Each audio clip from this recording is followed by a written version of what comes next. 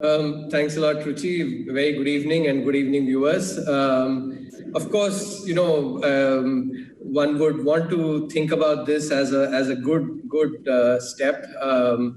While we actually were fairly confident, but I think there's always can be many a slip between the cup and the lip. So it's good that the rating has been maintained, and we're quite glad about it because apart from the rating itself, what the commentary that they've given, which is actually more balanced and reflective of the fundamentals.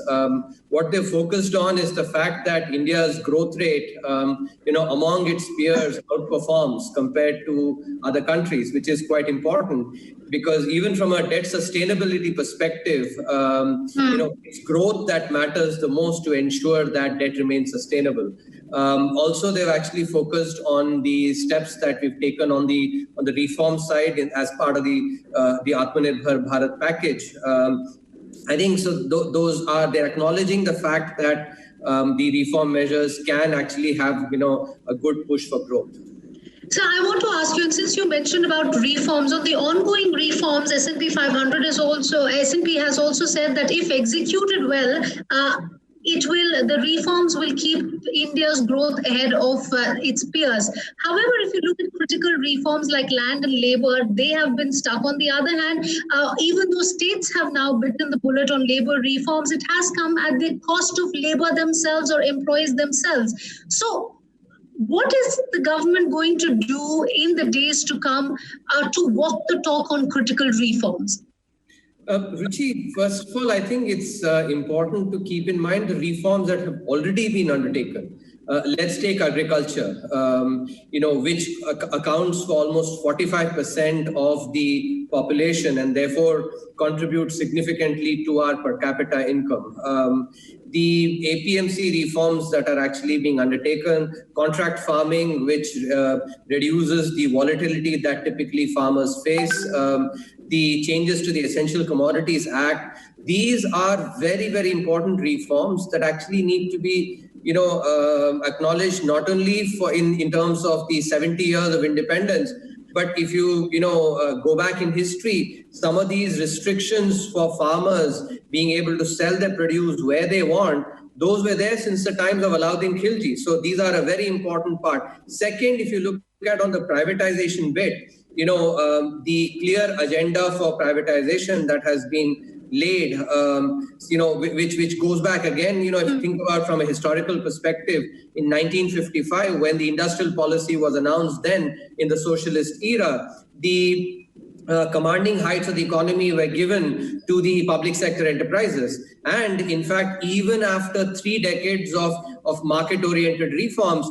we did not basically articulate a clear strategy for the role of private enterprise in the economy. And that's also been done. So these are very important reforms that will bring in productivity. On the labor side, states are actually moving towards not only easing the compliance that burden that firms face, but at the same time also making it more flexible for firms to be able to hire workers. And that is important because, if you look at our labor force, about 89% of it remains in the informal sector. And as a result, good employment in the formal sector, there isn't adequate numbers of it. And these reforms will enable on that count and thereby bring in investment as well. I also want to ask you, another part of the commentary that S&P also gave, wherein they said that on the downside, they've mentioned that the ratings could come under pressure over the next 1 to 2 years if fiscal deficit is higher than forecast. These are extraordinary times. You yourself have also alluded to the fact that the government may perhaps breach the fiscal targets that were initially set out. What seems to be the Lakshman Rekha for the government during times like these? So, Ruchi, here it's important to note that S&P has in fact acknowledged that this year there will be an increase in the debt to GDP ratios because the fiscal deficit will be higher. What they're commenting upon is the path of debt to GDP of the path of the debt to GDP ratio from next year onwards. which itself critically depends on the growth path that we will accomplish. Because in our interactions with them, we had highlighted that when you look at the debt sustainability, it depends, in any economy on the difference between the nominal rate of growth and the nominal rate of borrowing, but more so in the Indian context, because nominal rate of growth has historically been about 4.5% greater than the nominal rate of borrowing.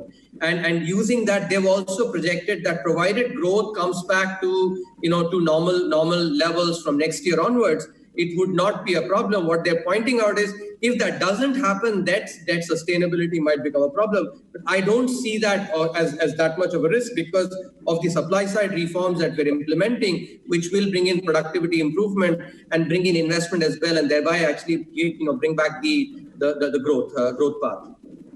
Right. Having said that, sir, recently we have also seen, just moving a little bit away from the commentary coming in from S&P, the government is looking at moving on an austerity path. The Department of Expenditure recently not just announced cuts in terms of new schemes, but also said that for any scheme which is more than 500 crore rupees, special permissions now will have to be taken by Finance Ministry, even though if the scheme has already been approved in the budget or not. Having said that, is this really going to be the path that the government is going to undertake, and does that significantly mean that there's going to be a change in the way the expenditure was initially perceived in the budget itself? So there are two aspects to this, Ruchi. One is for this particular year, given that our revenues are going to take a hit this year, it is important to actually tighten our belts. And that's what the particular directives that you're talking about are really about, which is to ensure that our expenditures are, to the largest extent possible, are kept under check. Of course, expenditures for the flagship schemes, those that actually matter for the, for the welfare of the masses, those cannot be, cannot be cut. But while, ensuring that is not done, we can still tighten our belts, and that is what has been done, number one. The second part is that it's also important, during times like these, to take the opportunity and try and streamline some of the expenditures, especially those that, are inefficient. And that's an exercise also that it's useful to undertake during these times, so that the the equilibrium between revenues and expenditures are brought and made more sustainable. Right. So before I let you go, and this is going to be my last question, a lot is also being talked about with respect to how whether our financial system at this point of time will be able to take the load within the economy itself. How open is the Finance Ministry to the idea of recapitalizing banks? A lot of banks we're now seeing, as in how their results are coming, that many retail loans are also seeking moratorium. At a later stage, maybe post-September, how open is the government to the idea of recapitalizing, if not bigger banks, then at least the smaller banks? Ruchi, a couple of points that need to be kept in mind here is, one, when you look at the way a lot of the measures under the stimulus package have been designed, they've been done in such a way that when the loans come back into, when they mature, at that time we may be in a much better growth path. And as they say, a rising tide lifts all boats. And that's the thought that is actually underlying this particular design. Just to give an example, take the 3 lakh crore package, MSME package, which basically is 100% guaranteed by the government. This year, there's a moratorium actually, or a holiday on all interest and principal repayments. As a result, there is no cost that will come this year. And these are 4-year loans, many of them will mature, 3 years hence, and thereby will provide the opportunity for growth to pick up, and also in that process,